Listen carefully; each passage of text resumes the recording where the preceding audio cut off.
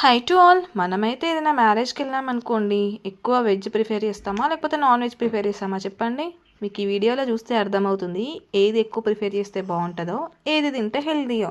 అలా అని non veg ఫుల్గా తినొద్దు, అలా అని వెజ్ కూడా తినలేము కదా. ఇంట్లో అయితే నాన్ వెజ్ మంచిగా ప్రిపేర్ చేసుకొని తినొచ్చు. బయట మ్యారేజెస్కి అలా వెళ్ళినప్పుడు అయితే నాన్ వెజ్ ఎందుకో అస్సలు తినబుద్ధి కాదు కదా. బయట మ్యారేజెస్కి వెళ్ళినప్పుడు అయితే వెజ్ ప్రిఫర్ చేయాలనిపిస్తుంది. ఎందుకంటే వెజ్లో చాలా డిఫరెంట్ టైప్స్ ఆఫ్ ఉంటాయి కదా. అందులో ఒకటి నచ్చకపోతే ఇంకొకటి తినవచ్చు. అదే నాన్ వెజ్ అనుకోండి, మటనా, చికెనా, లేకపోతే బిర్యానీయా అలా ఉంటాయి, అంతే కదా. మీరేమనుకుంటారో కామెంట్ చేయండి. నేనైతే ఇలా అనుకుంటాను. బయట వెళ్ళినప్పుడైతే మ్యాక్స్ వెజ్ తినాలని అనుకుంటాము.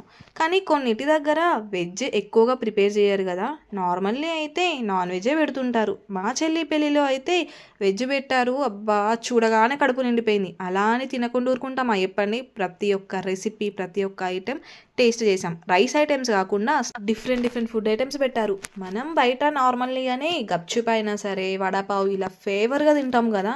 అది మ్యారేజ్లో పెడితే ఊరుకుంటామా తినకుండా. అబ్బా, ఇక్కడ వడాపావు పెట్టారు, లైన్ అయితే అసలు కదలట్నే కదట్లే అక్క నుంచి. పిల్లలు పెద్దలు ఎగబడి ఎగబడి తినేసేస్తున్నారు. మేము కూడా తిన్నామనుకోండి, మనకి స్వీట్ చూడగానే ఊరుకోదు, ప్రాణమంతా దాని మీద ఉంటుంది. ఎవరో చెప్పారు వెజ్ దాంట్లో స్వీట్స్ పెట్టారు చాలా వెరైటీస్ అనగానే, అబ్బా మనసు అంతా అటే లాగుతుంది. కానీ మనం వెళ్ళగానే పెట్టారు కదా. ఫుడ్ సెక్షన్ ఎప్పుడు స్టార్ట్ చేస్తే అప్పుడే స్వీట్స్ పెట్టడం స్టార్ట్ చేస్తారు. అలా అని వెళ్ళగానే ఫస్టే స్వీట్ తినేసాము. ఆ తర్వాత వడాపావు తిన్నాం. మా సిస్టర్స్ అందరు వచ్చారు మ్యారేజ్కి కాబట్టి మేమందరం కలిసి ఒకేసారి తిన్నాం లంచ్. ఇక్కడ చాలా స్పెషల్గా మన తెలంగాణ స్పెషల్ ఏంటి, భక్షాలు కదా. డిఫరెంట్గా పప్పుతో కాకుండా ఇక్కడ కోవా భక్షాలు చేశారు, మొత్తం గీతో. చాలా టేస్టీగా ఉన్నాయి. వేడి వేడిగా ఇలా ప్రిపేర్ చేస్తున్నారు, అలా అయిపోతున్నాయి. అన్ని ప్లేట్లో ఒకేసారి వేసుకుంటే ఏది తినాలో అర్థం కాదు కదా.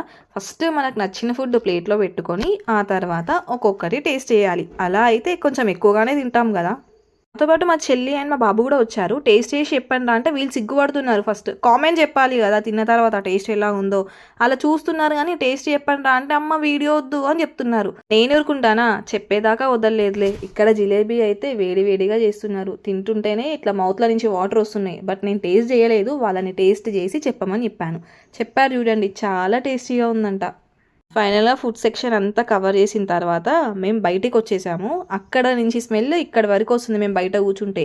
ఎప్పుడు తినాలా అని వెయిట్ చేసాం. ఫైనల్గా ఫుడ్ సెక్షన్ ఓపెన్ చేశారు, తినడానికి వెళ్ళాం. చెప్పాను ఫస్ట్ వడాపావే తినేసామని. వడాపావు తిన్న తర్వాత ఒక్కొక్క ఐటెం టేస్ట్ చేసుకుంటూ వెళ్తే అబ్బా అసలు నెక్స్ట్ లెవెల్లో ఉన్నాయి ఐటమ్స్ అయితే.